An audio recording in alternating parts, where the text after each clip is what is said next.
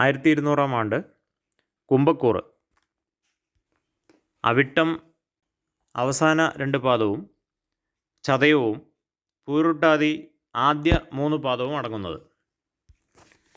ഈ നക്ഷത്രങ്ങളിൽ ജനിച്ചവർക്ക് ചാരവശാൽ വ്യാഴം 2025 മെയ് 14 വരെ 4-ലും അതിനുമേൽ 5-ലും, ശനി 2025 മാർച്ച് 29 വരെ ജന്മത്തിലും അതിനുമേൽ 2-ലും, രാഹു 2025 മെയ് 18 വരെ 2-ലും, കേതു അഷ്ടമത്തിലും അതിനുമേൽ രാഹു ജന്മത്തിലും കേതു 7-ലും സഞ്ചരിക്കുകയാകയാൽ ഈ വർഷം പ്രായേണ ഗുണദോഷ സമ്മിശ്രങ്ങളാവുന്നു.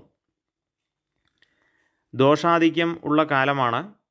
സ്വജനപ്രീതിയും ബന്ധുജന സഹായങ്ങളും ദാമ്പത്യ ക്ലേശങ്ങളും രോഗാരിഷ്ടതകളും അധ്വാന ഭാരവും വാഹനാപകടങ്ങളും വഞ്ചനകളിൽ അകപ്പെടുക, ധനനഷ്ടങ്ങളും ഉദ്യോഗാർത്ഥികൾക്ക് പലവിധത്തിൽ കർമ്മ പ്രതിബന്ധങ്ങളും തൊഴിൽ നഷ്ടവും സ്ഥാനചലനങ്ങളും വിവാഹാദി കാര്യങ്ങളിൽ പ്രതിബന്ധങ്ങളും കാലതാമസവും സ്ഥാനചലനങ്ങളും തസ്കരഭയവും സന്താന സഹായങ്ങളും വ്യാപാര വ്യവസായാദികളിൽ നഷ്ടങ്ങളും വിദ്യാർത്ഥികൾക്ക് തടസ്സങ്ങളും പരീക്ഷാദികളിൽ പരാജയഭീതിയും കലാ കായിക രംഗങ്ങളിലുള്ളവർക്ക് ശത്രുജന വിരോധങ്ങളും കാര്യതടസ്സങ്ങളും അധിക ചെലവുകളും രാഷ്ട്രീയ രംഗത്തുള്ളവർക്ക് അപകീർത്തിയും ജനവിരോധങ്ങളും രാജകോപവും കാർഷിക മേഖലയിൽ ഉള്ളവർക്ക് ധനക്ലേശവും നഷ്ടകഷ്ടങ്ങളും വർഷാന്ത്യത്തിൽ കർമ്മ ഗുണാനുഭവങ്ങളും ധനധാന്യ വർധനവും വിവാഹാദി മംഗളകർമ്മസിദ്ധിയും സ്ഥാനക്കയറ്റങ്ങളും ഫലമാകുന്നു.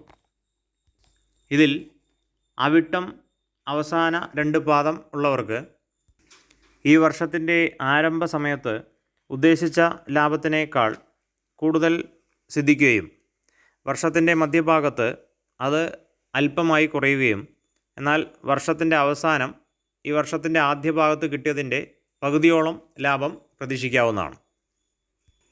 ചതയം നക്ഷത്രക്കാർക്ക് ഈ വർഷം പൊതുവിൽ വർഷാരംഭത്തിൽ ഉദ്ദേശിച്ച ലാഭത്തിൻ്റെ ഒരംശം പോലും സിദ്ധിക്കാതിരിക്കുകയും എന്നാൽ മധ്യഭാഗത്ത് അത് അല്പം മാത്രം സിദ്ധിക്കുകയും വർഷ അന്ത്യത്തിൽ അതുപോലെ ആദ്യ ഭാഗത്ത് കിട്ടിയതുപോലെ തന്നെ അധികം ലാഭമില്ലാത്തൊരവസ്ഥയും സംഭവിക്കാവുന്നതാണ്. പൂരുരുട്ടാതി ആദ്യ 3 പാദത്തിലുള്ളവർക്കും ഈ വർഷം എങ്ങനെയെന്ന് നോക്കാം.